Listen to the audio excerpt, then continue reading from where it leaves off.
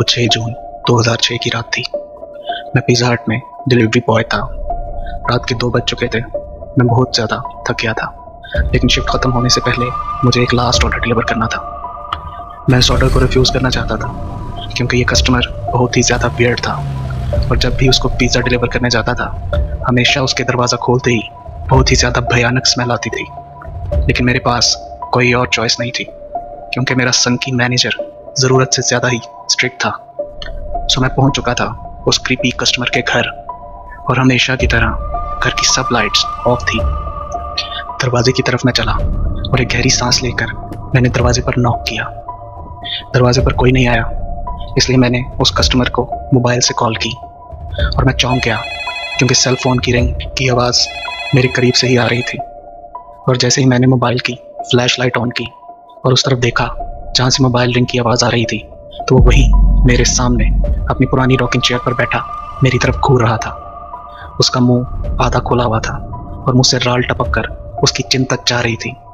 Oh sir, आप यहाँ हैं, ये रहा आपका पिज़्ज़ा, मैंने कहा और पिज़्ज़ा को उसकी गोद में रख दिया।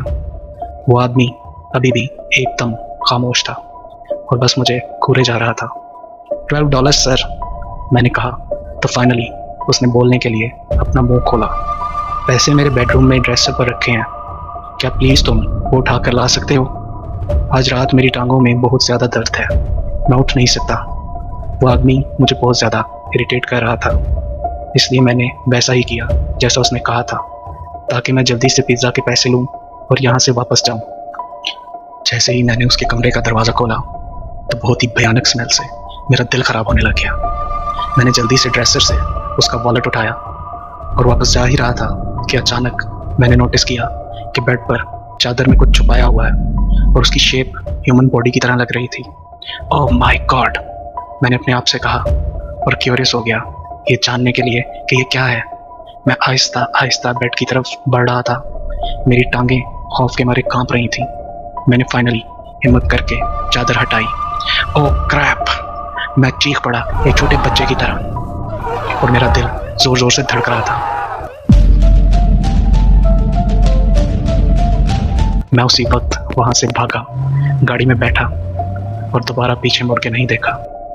जब मैं रेस्टोरेंट पहुंचा तो मैंने सारा मामला अपने मैनेजर को बताया और उसने पुलिस को कॉल किया। पुलिस ने बताया कि वो बॉडी उस बूढ़े आदमी की बीवी की थी और उसको मरे हुए कई साल बीत चुके थे। एंड ऑब्वियसली उस दिन के बाद मैंने दोबारा कभी as a pizza delivery boy काम नहीं किया।